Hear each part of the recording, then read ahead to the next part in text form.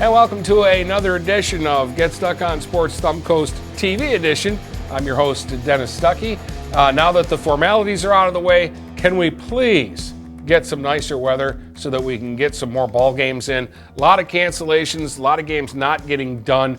It's really interesting because where you'd think we'd have a lot of cancellations is up in the Thumb where they have dirt roads.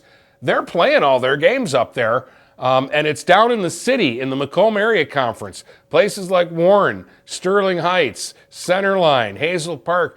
We can't get any games in. They keep canceling games. And so, especially on the girls' side in the MAC, they're trying to get caught up. Let's start with the ladies, and let's start with some games that did get played. And we'll start back on last Thursday in the BWAC. Kind of business as usual, at least in 3 of the 4 games that were played. Yale won, they always do, 45-16. They beat Richmond. Armada kept pace. They beat Elmont 61-35, and Imlay City on Friday night beat Algonac 47-29. So the top 3 teams all won. The team that didn't was Croslex. They had the trickiest game of the 4 top teams. They had to play North Branch, and North Branch did what happens in the BWAC sometimes. The team that isn't supposed to win wins. 40-26, North Branch beats Croslex. That's a devastating loss for the Croslex girls basketball team. They have a huge must-win game this week when they go to Yale on Tuesday night. They absolutely have to win that game, or they're going to be out of the race, and we've just started the second half of league play. Elsewhere, on Friday night, St. Clair got a nice win, 65-21 over Roseville. Ella Komorowski scored 18 points in that game. I think that was her biggest game of the season so far. Saints continue to play without Sophia Russell, but they're just such a deep team. They have so many weapons. Their top 4 scorers in this game scored between 18 and 9 points. When your 4th leading scorer is getting 9 points, you're having a big game. They had a big game and blew Roseville off the map. And the Saints are the top team in the MAC Gold right now. They're off to a 2-0 start in league play. They've got a big game later in the week at L'Anse Creuse. Hopefully it doesn't get canceled because both those teams are off to a 2-0 start in league play right now. Also, other games that were played the other night, it was Eisenhower beating Port Huron High 55-39. This is a tough game for the Lady Redhawks to open league play. They've been waiting to open. Their games kept getting canceled, and then finally, of course, when you play one of the tougher teams, that's the game that doesn't get canceled, and they ended up losing that one. Fraser's a really good basketball team, and they took it to Marysville 60-37. And Chippewa Valley, and I was surprised by this, Chippewa Valley is one of the top teams record-wise in the blue right now. In fact, technically they're in first place because they're 2-0 in the blue, but they're really not that great of a team. They're 5-6 overall, and I thought this was a game that Northern would have a chance to win, and so I was disappointed by the 53-35 result. The Huskies dropped that one by 18. But again, real quick glance early on in the schedules because they've had so much problems getting games going that nobody has played more than 3 league games in girls basketball. In the MAC Red, Ike and Dakota are the top teams. Everybody else is chasing. PH has only played 1 league game so far, so they're a game and a half back. They have important games this week against Dakota and Grosse Pointe South. The good news is both of those games are home games for the Lady Redhawks. In the MAC Blue, Chippewa Valley, Fraser, and Stevenson are all undefeated in league play. Stevenson's not going to be undefeated in league play when the season ends. In fact, they might have their 1 league win that they're going to get. And Marysville and Port Huron Northern, again, 0-1 starts in league play, but they had to play the top 2 teams in Chippewa Valley and Fraser. Marysville will get Chippewa Valley and Sterling Heights Stevenson at home this week if the games get played. And they should win both of those games. They really should. And for Northern, they go on the road at South Lake. South Lake's in last place. I'm thinking that the Huskies can get off the schneid there. As we mentioned, in the gold, they're actually trying to get caught up. Everybody's playing 3 games this week in the gold. They're regularly scheduled games plus a makeup game. St. Clair is home to Lakeshore, at L'Anse Creuse, and at Fitzgerald. Those 2 road games are tough games. The home game should be a slam dunk, pun intended.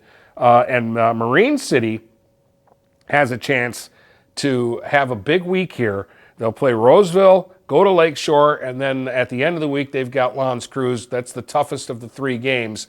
They should win those first 2 games. Again, Marine City's issue isn't that they're a bad team. They play great defense. They just need more consistency on the offensive side of things. In the BWAC, as we mentioned, Yale is 7-0.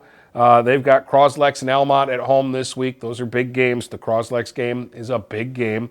Armada is 6-1. They go to North Branch, who's just coming off that upset win over Croslex, and then they play a big game with Imlay City. Imlay City plays at Richmond earlier in the week before they go to Armada.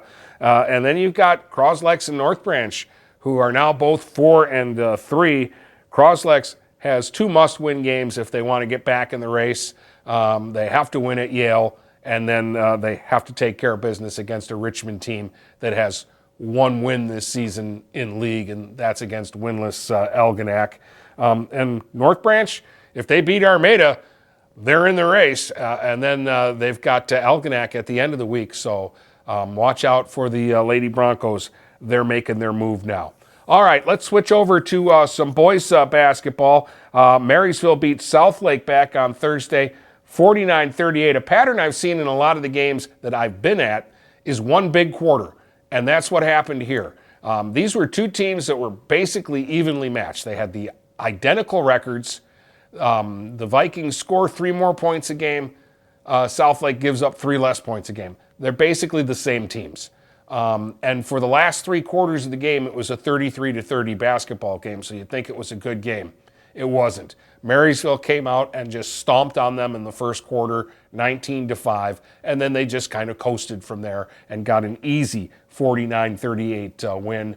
And it was Davion Brunhuber, who got off to a great start. He scored 10 in the first quarter, finished with 13 points to lead the Vikings. George Pozios had, I think, his best game of the year with 10 points. And it was his defense and being very disruptive. And Jonathan Dado got a start and scored 9 points in the game. And I have to mention the fan favorite was Shaman. He got into the game, hit a 3 just before halftime, and the whole second half, the student section was chanting his name because they wanted him back in the ball game. And coach waited until the last couple of minutes before he gave the fans what they wanted, but he did do that. All right, Northern, big win for the Huskies, 68-51 over Chippewa Valley. That moves Northern into a 3-way tie for second place in the MAC Red, and they've got a huge game on Friday against Dakota at Northern that could be for possession of first place in the MAC Red. First off, the Huskies have to go to Lincoln this week and win that game. They've already beaten Lincoln once this year, and rather handily too, and Lincoln's been struggling. This is not the same Warren Lincoln team that's won back-to-back state titles. They've lost a lot of kids, and while they're still very athletic and dangerous, they're not as good as they have been. Heartbreakers for everybody else on Thursday. PH battled with Lakeview, lost 51-49. St. Clair really battled with Warren Woods Tower and lost 48-46. That would have been a huge win for the Saints if they'd have been able to pull that one off. Instead, it's a heartbreaking loss. And Cardinal Mooney had a heartbreaker against Grosse Pointe Liggett for the second time this season. They went toe-to-toe with Liggett, lost this one 68-65. I believe the first meeting was 42-40. So those 2 teams have had 2 good games, but Liggett has come out on top in both of them. Good news, though, is Mooney bounced back on Friday night. They beat Bishop Foley 63-38. That makes Mooney my team of the week, and I celebrated by wearing a little Mooney garb here under the shirt. Anybody who beats Bishop Foley is my favorite team. Way to go, Mooney. I texted Mike McAndrews at midnight to congratulate him on that victory on Friday. Hope I didn't wake him up. All right, in the BWAC, Croslex beat North Branch 72-60, so the Pioneers stay in first place, a game ahead of Yale, who beat Richmond 57-24, and Imlay City stayed in the race too. They beat Algonac 72-19, but there was a mild upset. This is what happens in the BWAC, and this is, I like Almont. I wanted to get on the Almont bandwagon, but now they lost to Armada 54-43, and Almont is now 4-4 in league play, and that's probably not going to get the job done. Croslex is 8-0, Yale 7-1, Imlay City 6-2, and all of those teams, they're only going to lose when they play each other. That's the only time they're going to lose. I don't think anybody else is going to upset those teams in the BWAC, so that loss probably puts Almont out of it. All right, that's the basketball side of things, but there was a lot of hockey over the weekend. Northern does their annual trip up to the Sioux this time of year. This started, I don't even know how long ago. I came to the area in the mid-'90s, and they were doing it, and what was behind it was Daryl McCarroll, their coach then, was from Sault Ste. Marie, the Canada side, and his wife was from the American side. And so every year when Silver Stick would happen and the Huskies couldn't use McMorran Arena, they'd take a road trip for one of the weekends and go up to Sault Ste. Marie so coach and his wife could visit family and the team could get a couple of games in. So, and they've been doing that even now. Daryl hasn't been coaching for years now, but they still go up and they do the trip because I think the parents like it. There's a casino or something up in the Sioux. Anyways, they played a couple of games. On Friday, they beat Manistique. That's the one with the Q in it. 4-2. Couple of goals for Sawyer Kemp in that win. Chris Herms had a goal as well. Tyson Scotcher had the other one. They lost to the Sioux on Saturday 4-2, but Kemp had another goal, and so did Herms. So the fact that Herms has scored in back-to-back games, that helps because the Huskies really do need some secondary scoring. They've kind of been relying on Kemp this year, and he's got 17 goals. So he's actually been carrying the weight for Northern. Over in Chelsea, there was a tournament. Anchor Bay was supposed to go. They didn't, but Marysville and PH went.